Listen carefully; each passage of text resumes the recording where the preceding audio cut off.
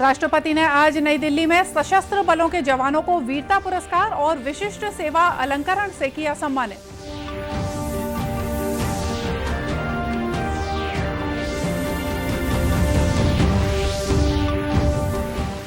राज्य मंत्री परिषद ने पेट्रोल और डीजल में लागू वैट की दरों को कम करने का लिया निर्णय।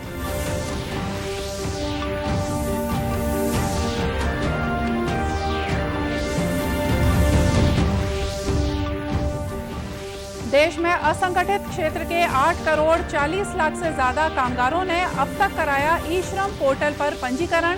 केंद्रीय मंत्री ने घरेलू कामगारों के सर्वे कार्य में तेजी लाने के दिए निर्देश। और देश में अब तक 116 करोड़ 87 लाख से ज्यादा कोविड टीके लगाए जा चुके हैं।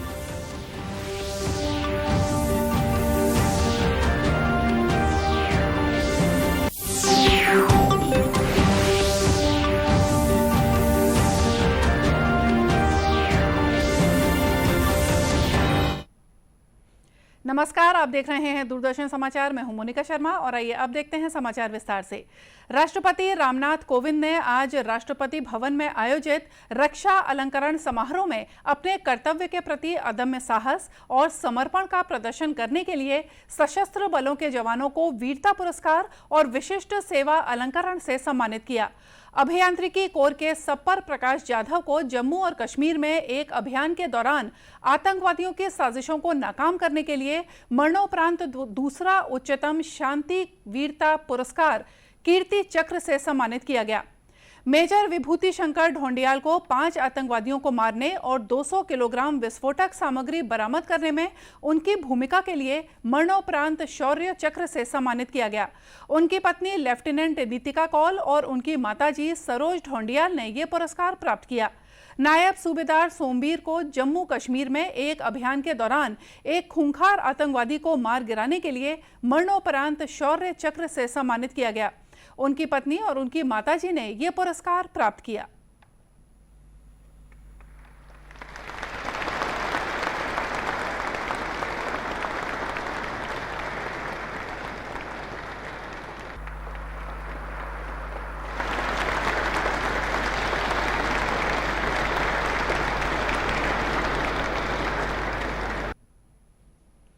पाकिस्तानी F-16 लड़ाकू विमान को मार गिराने के लिए ग्रुप कैप्टन अभिनंदन वर्धमान को वीर चक्र से सम्मानित किया गया। प्रधानमंत्री नरेंद्र मोदी, रक्षा मंत्री राजनाथ सिंह, लोकसभा अध्यक्ष ओम बिरला और रक्षा राज्य मंत्री अजय भट्ट इस अवसर पर उपस्थित थे। राज्य सरकार ने लोगों को राहत देते हुए पेट्रोल और डीजल के दामों में लागू वैट की दरों को कम करने का निर्णय लिया है।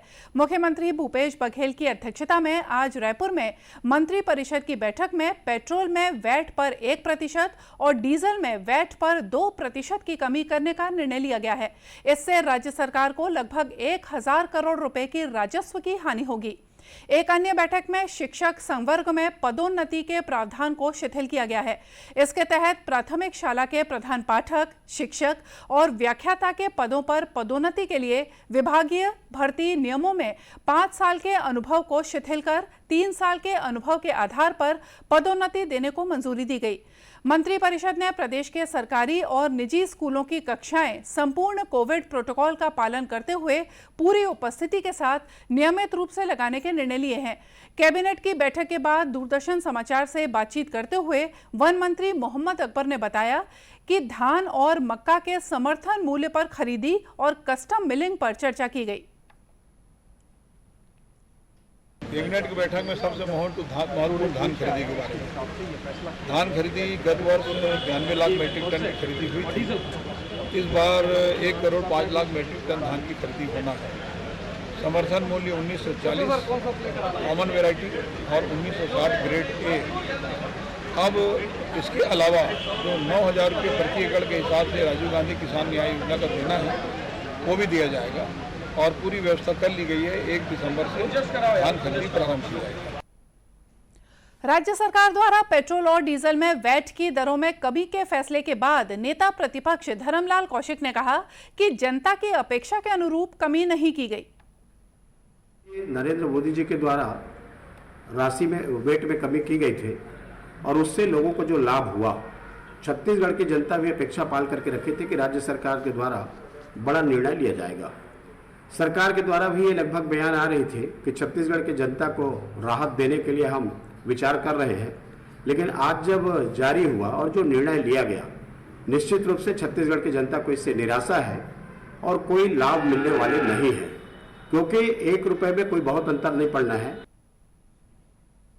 श्री कौशिक ने कहा कि पेट्रोल और डीजल के दामों में 5 से 10 रुपए की कमी होने की अपेक्षा लोग कर रहे थे, मगर ऐसा नहीं होने से राज्य की जनता निराश है।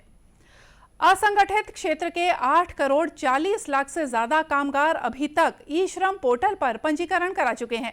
इसके शुरू होने के बाद से पिछले 12 सप्ताह के दौरान पंजीकरण में तेजी आई है।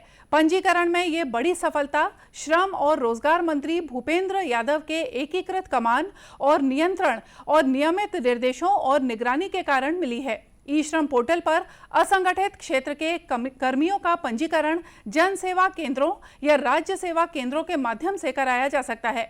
पिछले 12 सप्ताह के दौरान पश्चिम बंगाल, ओडिशा, उत्तर प्रदेश और बिहार में सबसे ज्यादा पंजीकरण हुआ।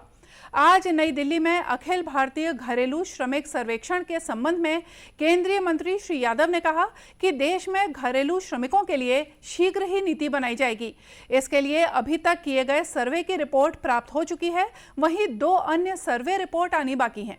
काल को देखा है और इन दोनों ही क्षेत्रों में, माइग्रेंट वर्कर के क्षेत्र में और डोमेस्टिक वर्कर्स के क्षेत्र में जो है, हमें कई दिक्कतों को देखने का अवसर मिला। एक समय में पूरे कृषि की युग होता था तो ज्यादातर लोगों की डिपेंडेंसी इंटर सोसाइटी एक ही जगह पर होती थी। अब इंडस्ट्रियल युग से भी आगे जाकर के हम लोग डिजिटल युग में चले गए और सर्विस इंडस्ट्री की डिमांड बढ़ी। ऐसे में नए शहरों का विकास बहुत तेजी से हो रहा है। जब नए शहरों का विकास होता है तो बहुत बड़ी संख्या में स्किल वर्कर भी माइग्रेट होते हैं और अलग नए सेक्टर का भी वर्कर माइग्रेशन करता है। केंद्रीय मंत्री ने कहा कि मोदी सरकार गरीबों के कल्याण के लिए विभिन्न योजनाएं संचालित कर रही है। घरेलू श्रमिकों के लिए नीति निर्धारित करने के लिए विभिन्न पहलुओं पर ध्यान देना बहुत जरूरी है। समाचारों का सिलसिला आगे भी जारी रखेंगे, लेकिन फिलहाल लेते हैं एक छोटा सा ब्रेक।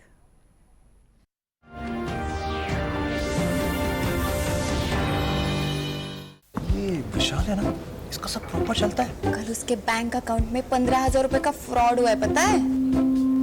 इसको तो कोई टेंशन ही नहीं होती है, देखना। टेंशन क्यों? मेरी कोई गलती नहीं थी। फिर भी फ्रॉड होने पर मैंने तुरंत बैंक को इन्फॉर्म कर दिया। आरबीआई कहता है अगर आपके अकाउंट से किसी ने धोखे से पैसे निकाले हैं तो बैंक को जल्द से जल्द इन्फॉर्म कीजिए। 3 दिन के अंदर इन्फॉर्म किया तो कोई नुकसान नहीं होगा। जितना लेट करोगे उतना ज्यादा नुकसान। और सुन, सब चलता नहीं है, प्रॉपर चलाना पड़ता है। आरबीआई कहता है जानकार बनिए, सतर्क रहिए। जल्दी करो यार, प्लीज जल्दी। दूसरा कोई मैच है क्या? ऐसा ही कुछ है यार, बैंक जाना है दादाजी को लेके। हाँ यार, उम्र होने पर कभी कभी मदद तो लगती है, पर बैंकिंग में नहीं।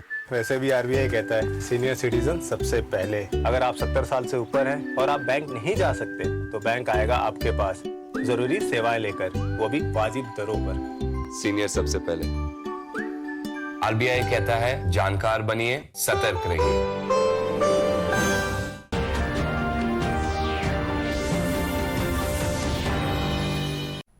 ब्रेक के बाद एक बार फिर से स्वागत है आप सभी का दूरदर्शन समाचार में। छत्तीसगढ़ को देश में स्वच्छतम राज्य के तौर पर राष्ट्रपति रामनाथ कोविंद ने सम्मानित किया है।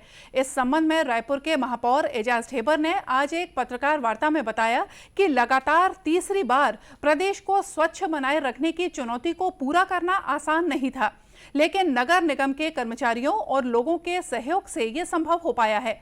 इस रैंकिंग को बनाए रखने के साथ सुधारना भी हमारी जिम्मेदारी है। कि ये जो हमें पुरस्कार जो मिला है, ये यह सिद्ध करता है कि हमने रायपुर से कचरे को हरा दिया और रायपुर की जनता जो हमारी है वह जीत गई। हमें 4 पुरस्कार मिले, fastest movies capital, JFC garbage free city, उसमें हमें 3 स्टार मिला। सफाई मित्र सुरक्षा में हमें 4था रैंक मिला। और अगर हम बात करें तो पूरे प्रदेश को सबसे ज्यादा अगर वहां पर अवार्ड मिला है तो छत्तीसगढ़ को मिला है। 67 अवार्ड वहां पर छत्तीसगढ़ को मिला।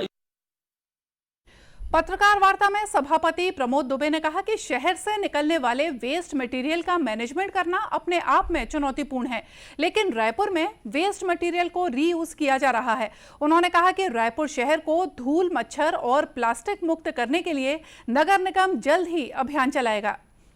देश में अब तक 116 करोड़ 87 लाख से ज्यादा कोविड टीके लगाए जा चुके हैं। स्वास्थ्य मंत्रालय ने बताया कि कल 32,99,000 से ज्यादा टीके लगाए गए हैं। इस बीच देश में पिछले 24 घंटों के दौरान 8,000 लोगों में कोरोना संक्रमण की पहचान हुई है, जबकि 12,000 से ज्यादा लोग संक्रमण से मुक्त हुए हैं। उपचार करा रहे लोगों की वर्तमान में संख्या 1,18,443 है। यह संख्या कुल संक्रमित लोगों के 1% से भी कम है। इधर छत्तीसगढ़ में औसत पॉजिटिविटी दर 0.19% है। कल प्रदेश में कोरोना के कुल 24 मामले सामने आए। वर्तमान में प्रदेश में 295 मरीजों का उपचार विभिन्न अस्पतालों और होम आइसोलेशन में चल रहा है। इस बीच कल प्रदेश के 19 जिलों में कोरोना का कोई भी मरीज नहीं पाया गया। सीमा सुरक्षा बल बीएसएफ कांकेर में अपनी तैनाती के बाद से ही माओवादियों के खिलाफ चलाए जा रहे ऑपरेशन को सफलतापूर्वक अंजाम दे रहा है। इसके साथ ही क्षेत्र के विकास में भी अपनी भागीदारी निभा रहा है। बीएसएफ के आईजी एसके त्यागी ने आज भिलाई स्थित हेडक्वार्टर में आयोजित पत्रकार वार्ता में बताया कि बीएसएफ के जवानों ने पिछले 1 साल के दौरान मुठभेड़ में कई माओवादियों को मारने में सफलता पाई है। साथ ही उन्हें आत्मसमर्पण करने के लिए प्रेरित किया जा रहा है। यहाँ पे रही है, हम लोगों ने नक्सलियों को किलिंग भी की है और यहाँ उनको सरेंडर भी कराया है, और इधर जो कुछ हथियार हैं वो भी मिले हैं, वो मैंने आपको बता दिया है। और अभी जो यहाँ पर इधर महाराष्ट्र बॉर्डर पर किलिंग की गई थी जिसमें 26 नक्सली मारे गए थे, उसके एक दिन बाद हम लोगों ने एक आईडी बरामद की है। उनका उद्देश्य यही था कि वो कैंप पे या अपनी फोर्स के ऊपर अटैक करना, उसके लिए हम पूरे चौकस हैं। आईजी त्यागी ने बताया कि माओवाद प्रभावित क्षेत्रों में बीएसएफ द्वारा लगातार जन जागरूकता के अनेक कार्यक्रम भी चलाए जा रहे हैं। और आइए देखते हैं अंत में मुख्य समाचार एक बार फिर से। राष्ट्रपति ने आज नई दिल्ली में सशस्त्र बलों के जवानों को वीरता पुरस्कार और विशिष्ट सेवा अलंकरण से किया सम्मानित।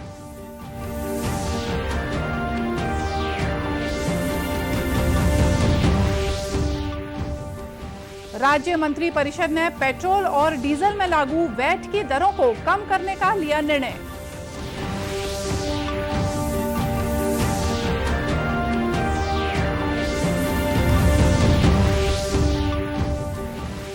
देश में असंगठित क्षेत्र के 8 करोड़ 40 लाख से ज्यादा कामगारों ने अब तक कराया ई-श्रम पोर्टल पर पंजीकरण।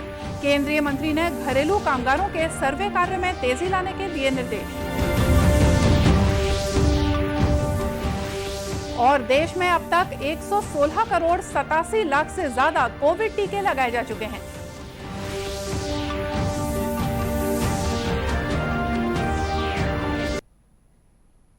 और इसी के साथ ये समाचार बुलेटिन यहीं समाप्त हुआ। नमस्कार।